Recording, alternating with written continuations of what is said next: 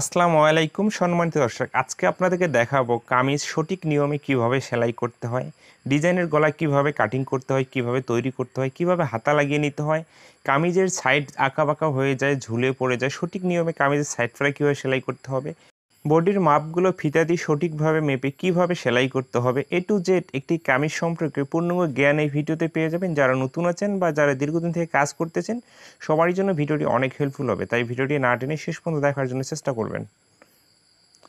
তো দেখুন, এখানে আমি কামিজের পার্টগুলো নিয়েছি। সর্বপ্রথম আমরা যেটা করব, এখানে আমাদের গলা কাটিং করে নিয়ে নিতে হবে। তো এই কামিজের গলা আমি বক্রম দিয়ে দিচ্ছি। তো বক্রমটিকে এভাবে একটি ভাঁজ করতে হবে। তো নিচে 1.5 ইঞ্চি পরিমাণ বক্রম রেখে এভাবে একটি মার্জিন করে নিচ্ছি এবং গলার পাশের মাপটি নিয়ে নিচ্ছি এবং লম্বার মাপটি নিয়ে নিতে হবে। আপনি যার জন্য তৈরি করবেন তার বডি অনুযায়ী গলার মাপটি নিয়ে নিতে হবে। ওকে, তো এইভাবে বক্স তৈরি করে এখানে আপনাকে ডিজাইনটি তৈরি করতে হবে। তো দেখুন, আমি খুব সহজে ডিজাইনটি তৈরি করে নিচ্ছি। তো এইভাবে মার্জিনগুলো টেনে ডিজাইন তৈরি করতে হবে। এই অবস্থায় এখানে কাটিংটি করতে হবে। তো যারা ডিজাইন গলা কাটিং করতে অনেক কনফিউশন মনে করেন, দেখুন কত সহজ একটি ডিজাইন গলায় কাটিং করা। তো এরপরে আমরা যেটা করব, বাইরের দিকে 1 ইঞ্চি করে এক্সট্রা বক্রম রেখে বাইরের বক্রমগুলোকে এভাবে দেখুন একই সাইজ করে কাটিং করে নিয়ে নিতে হবে। তো দেখুন, অনেক সুন্দর একটি ডিজাইনের গলা কাটিং করা হয়ে গেল কত সহজে, তাই না? এরপরে আমাদের পিছনের গলাটি কাটিং করতে হবে। যখন পিছনে আপনি ছোট গলা মানে উঠানো গলা দিবেন, সেই গলাটি বডি অনুযায়ী আপনাকে 3টি মাপে নিতে হবে। 3 ইঞ্চি, 3.5 ইঞ্চি, 4 ইঞ্চি সর্বোচ্চ, এটা বডি অনুযায়ী নিতে হবে। তো দেখুন, বক্রমটিকে এখানে আমি মাঝখানে কেটে নিচ্ছি। তো এইভাবে কেটে নেওয়ার পর এখানে জয়েন দেওয়ার জন্য একটি সেলাই দিচ্ছি। তো এইভাবে সেলাইটি দিয়ে নিতে হবে। এরপর দেখুন, এভাবে ভাঁজ করতে হবে। তো বডি অনুযায়ী গলার পাশের মাপটি নিয়ে নিতে হবে আপনার। তো আমার বডি অনুযায়ী আমি গলার পাশের মাপটি নিয়ে নিচ্ছি এবং গলার লম্বাটি আমি এখানে 3.5 ইঞ্চি নিয়ে নিচ্ছি।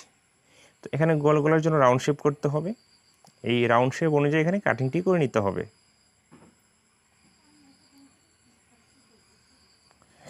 তো এইভাবে কাটিংটি করে নেওয়ার পরে এখানেও 1 ইঞ্চি পরিমাণ এক্সট্রা বক্রম রেখে দেখুন বাইরের অংশগুলোকে কাটিং করে নিতে হবে। তো এইভাবে দুইটি গলা আমাদেরকে কাটিং করে নিয়ে নিতে হবে। এরপরে যেটা করব, এখানে একটি টুকরো কাপড় নিতে হবে, সেই কাপড়টির উপরে এই বক্রমটি রাখতে হবে। এখানে সেলাই দিয়ে আটকে নিতে হবে। যদি আপনি ফিউজিং জাতীয় বা পেস্টিং জাতীয় দিয়ে গলাটি কাটিং করতেন তাহলে আয়রন মেশিন দিয়ে বসিয়ে নিতে হতো। তো এই অবস্থায় দেখুন বাইরের এই কাপড়গুলোকে এইভাবে কাটিং করতে হবে, জাস্ট মুড়িয়ে সেলাই দেওয়ার জন্য কাপড় রেখে। তো এইভাবে মুড়িয়ে সেলাই দিতে হবে। তো এইভাবে একটি গলা তৈরি করা হয়ে গেলে দেখুন এইভাবে মাঝখানে ভাঁজ করে চিহ্ন দিয়ে নিতে হবে। তো এরপর আমরা সামনের গলাটি এই কাপড়টির উপরে একই নিয়মে বসিয়ে নেব। তো এখানে একটি সেলাই দিয়ে আটকে নিতে হবে।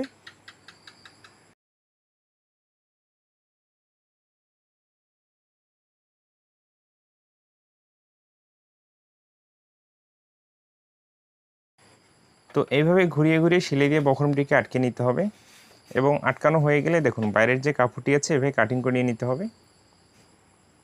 এবার একটু কুচি কুচি করে কাটিং করতে হবে, না হলে কাপড়টি ভাঁজ করার সময় অ্যাডজাস্ট হবে না। তো এইভাবে বাকি কাপড়টিকে মুড়িয়ে একটি সেলাই দিয়ে নিতে হবে।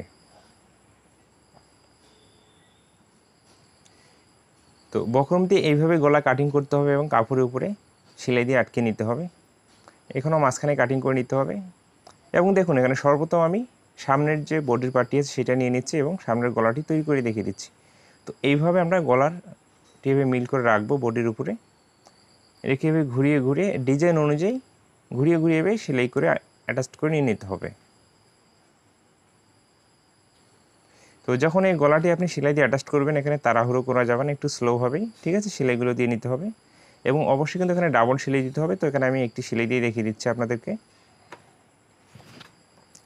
এবং ভিতরের যে কাপড়টি আছে 1 ফিট মার্জিন রেখে কাপড়টিকে কাটিং করে নিয়ে নিতে হবে এবং কাপড়টি কাটিং করার সময় লক্ষ্য রাখতে হবে যেন সেলাই কাটা না যায়। এবং দেখুন এই যে কোনাগুলো আছে না, কোনাগুলো আমাদেরকে একবারে সেলাই পর্যন্ত সুন্দর করে কাটিং করে নিতে হবে, তাহলে গলাটি উল্টানোর পরে অনেক ফিনিশিং হবে গলাটি। তো আমি গলাটি খুব স্লোভাবে আপনাদেরকে তৈরি করে দেখিয়ে দিচ্ছি। তো দেখুন অনেক সুন্দর একটি ডিজাইনের গলা তৈরি হয়ে গেছে, তাই না? তো এই ধরনের যে প্রিন্টের 3 পিস বা গজ কাপড় দিয়ে যে কামিজগুলো তৈরি করেন এই ডিজাইনের গলাগুলো যদি আপনারা ব্যবহার করেন অনেক সুন্দর লাগবে সেই কামিজগুলো। তো একই নিয়মে পিছন পাটের গলাটিও আমাদেরকে বসিয়ে এখানে সেলাই দিয়ে অ্যাটাচ করে নিতে হবে। এখানেও একই নিয়মে সেলাই দিতে হবে। বক্রমটির উপরেই কিন্তু কখনো সেলাই দেওয়া যাবে না, বক্রমটির কাজ ঘেঁষে এই সেলাইগুলো আমাদেরকে দিতে হবে। তো এখানেও ডাবল সেলাই দিতে হবে। তো এখানে একটি সেলাই দিয়ে দেখিয়ে দিচ্ছি আমি, এবং ভিতরে কাপড়টি 1 ফিট মার্জিন রেখে দেখুন কাপড়টি এভাবে কাটিং করে নিতে হবে, এবং কুচি কুচি কুচি করে এইভাবেই দেখুন কাটিং করতে হবে। তাহলে সেলাই করার পরে অনেক ফিনিশিং হবে গলাটি। আর আপনি এই কাটিংটুকু যদি না করেন তাহলে গলাটি কখনো আপনি ফিনিশিং করতে পারবেন না। তো অবশ্যই এই ধরনের গোল গলা যখন আপনি একটু বক্রম দিয়ে তৈরি করবেন, এভাবে চাপ সেলাই দিয়ে দিতে হবে। তো দেখুন কত ফিনিশিং হয়েছে গলাটি, তাই না? এরপরে আমরা পিছন পাটি এভাবে রাখবো, রেখে সামনের পাটি এখানে নিয়ে নিতে হবে। তো এইভাবে দুইটি পার্ট মুখোমুখি রেখে আমাদের এখানে শোল্ডারটি জয়েন দিতে হবে। তো শোল্ডারটি জয়েন দেওয়ার সময় অবশ্যই সুন্দর করে মিল করে যতটুকু মার্জিন রাখবেন ততটুকু মার্জিন দিয়ে সেলাইটি এভাবে দিয়ে দিতে হবে, এবং সেলাইটি শুরুতে ভালো করে বান দিয়ে দিতে হবে এবং শেষেও ভালো করে বানটি দিতে হবে যেন সেলাই খুলে না যায়। তো এই অবস্থায় শোল্ডারটি জয়েন্টটি দেওয়া হয়ে গেছে। এরপর আমাদেরকে যেটা করতে হবে, গলার এখানে সেলাই দিতে হবে। এখানে আপনি হাত সেলাইও দিয়ে দিতে পারেন, কোনো সমস্যা নেই। তো যে কোনো কামিজের গলায় আমি মেশিন সেলাই দিয়ে থাকি, তো সেটা আপনার রুচি অনুযায়ী আপনি কাজটি করে নেবেন।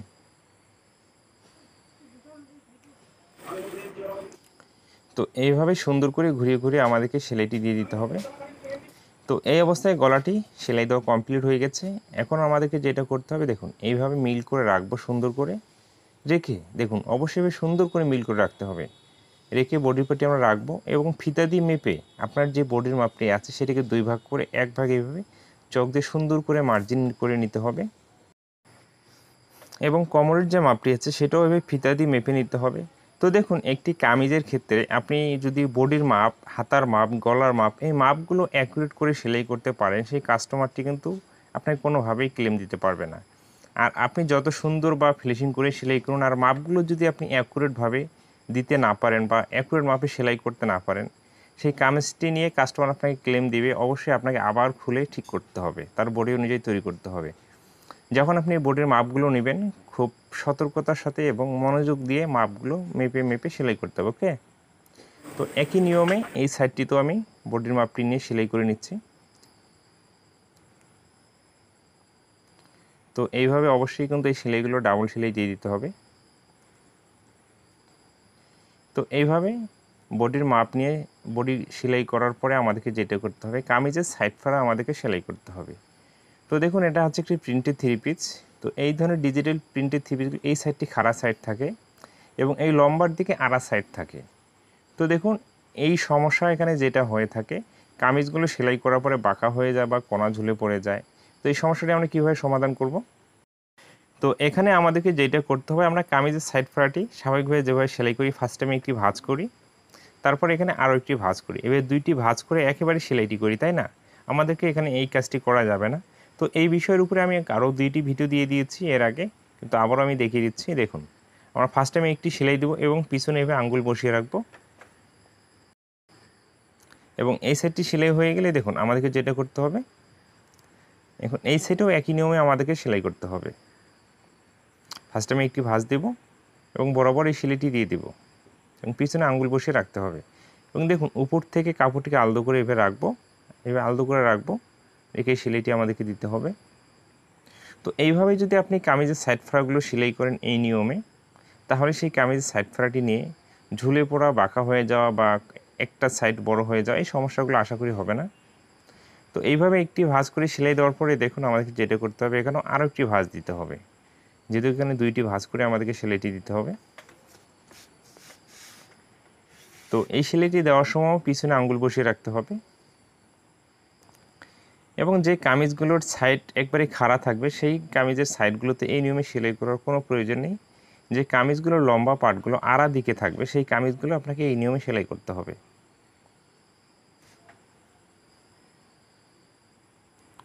তো এদিকে সুন্দর করে ঘুরিয়ে নিতে হবে,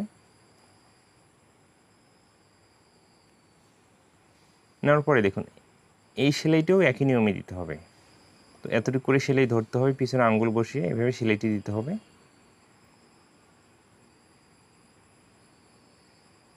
এরপরে উল্টিয়ে নিতে হবে, উল্টিয়ে নেওয়ার পরে দেখুন একেবারে মাথা দিয়ে যখন আমরা সেলাইটি দিব তখন এভাবে পিছনে আঙ্গুল বসিয়ে আমাদেরকে সেলাইটি দিতে হবে। তো এইভাবে সেলাই দেওয়ার পরে হয়তো আপনি ভাবতেছেন ঘোষ লাগবে বা প্যাচ লাগবে, সেলাইটার লাগবে না, এটা কখনো হবে না। আপনি এই সেলাইটি এভাবে দিয়ে ট্রাই করে দেখতে পারেন, কোনো সমস্যা হবে না। এবং দেখুন দুইটি কামিজের সাইড ফ্রাই কিন্তু আমাদেরকে একই নিয়মে সেলাই করতে হবে। তো তাই আমি একটি কামিজের সাইড ফ্রাই সেলাই করে দেখাচ্ছি, আরেকটি আমি আগেই সেলাই করে নিয়েছি। ওকে, তো এইভাবে সেলাই করার পরে দেখুন আমাদের উপর থেকে মিল করে দেখতে হবে, এইভাবে উপর থেকে মিল করে দেখতে হবে। এভাবে দেখে যদি নিচে একটু বেশি কম থাকে বা ব্যতিক্রম থাকে সেটা আমাদেরকে কেটে সমান করে নিতে হবে। তো এখানে সেলাই করার পরে আশা করি আমার একটুকুও ব্যতিক্রম হয় নাই, জাস্ট আমি আলগা সুতোগুলো কাটিং করে নিচ্ছি। তো দেখুন কত সুন্দর ফিনিশিং হয়েছে, তাই না? তো আপনারও আশা করি এরকম ফিনিশিং হয়ে যাবে। তো এরপরে আমাদের নিচের অংশটি সেলাই করতে হবে। তো নিচের অংশটি এখানে খাড়া আছে, তো এখানে আমরা একেবারেই সেলাইটি করতে পারি দুইটি ভাঁজ করে, কোনো সমস্যা নেই। এবং এই সাইডটি যদি আমরা নিচের অংশটি টেনেও সেলাই করি তাও ওখানে আঁকা বাঁকা হওয়ার কোনো সম্ভাবনা নেই।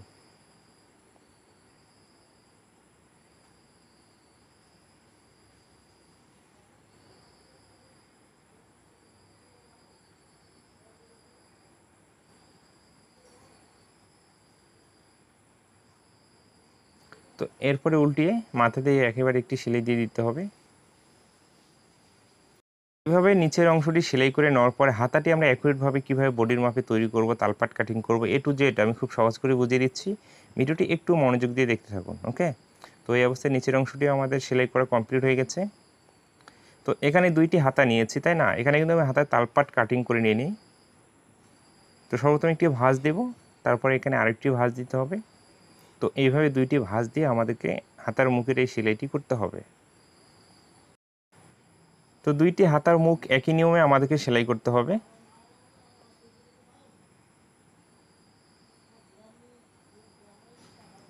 তো এরপরে এভাবে ভাঁজ করে আপনার হাতার মুখের যে মেজারমেন্ট সেই মেজারমেন্ট অনুযায়ী সেলাই করতে হবে। দেখুন এইভাবে বডির আরমোল সাথে মেপে হাতার আরমোলটি যদি আপনি সেলাই করেন তাহলে তো কোনো ছোটো বড় হওয়ার কোনো সুযোগ নেই, তাই না? তো এরপরে হাতাটি উল্টিয়ে নিতে হবে, দুইটি হাতা একই সাথে রাখতে হবে। এবং এখানে আমি তালপাটটি কাটিং করে দেখিয়ে দিচ্ছি আপনাদেরকে। তো দেখুন এভাবে সমান করে রেখে যদি ব্যতিক্রম থাকে একটু সমান করে কাটিং করতে হবে। তো এখানে 4 ভাঁজে ভাঁজ হয়ে আছে, তাই না? আমরা যেটা করব উপরের অংশটিকে এভাবে ভাঁজ করে রাখবো এবং ঠিক মাঝখান থেকে দুইটি পার্ট নিব এবং নিচের অংশটি উপরের অংশটি বাদ দিয়ে মাঝখানে দুইটি পার্ট থেকে এভাবে কাটিং করে নিয়ে নিব। এবং দেখুন এখানে একটি হাতা ডাইনে একটি হাতা বামে চলে যাচ্ছে, আমি দেখিয়ে দিচ্ছি। কত সহজ তালপাট কাটিং করে, তাই না? এরপর এখানে হাতাটি লাগিয়ে নিতে হবে। তো দেখুন একটি কামিজের ডিজাইনের গলায় কীভাবে কাটিং করতে হবে, কীভাবে বডির পার্টের সাথে অ্যাটাচ করে সেই ডিজাইনের গলাটি তৈরি করতে হবে, কীভাবে কামিজের সাইড ফাড়া সেলাই করতে হবে, কীভাবে বডির মাপগুলো আমাদেরকে ফিতা দিয়ে মেপে অ্যাকুরেট করে নিতে হবে, এ টু জেড আমি কিন্তু খুব সহজ করে বুঝিয়ে দেওয়ার চেষ্টা করেছি। আশা করি আপনি খুব সহজে বুঝতে পেরেছেন এবং কামিজ আপনি এখন থেকে সহজ করে বা সহজ নিয়মে আপনিও সেলাই করতে পারবেন। এবং কোথাও যদি বুঝতে আপনার কনফিউশন বা সমস্যা হয় কমেন্ট করবেন, অবশ্যই আপনাকে বুঝিয়ে দেব।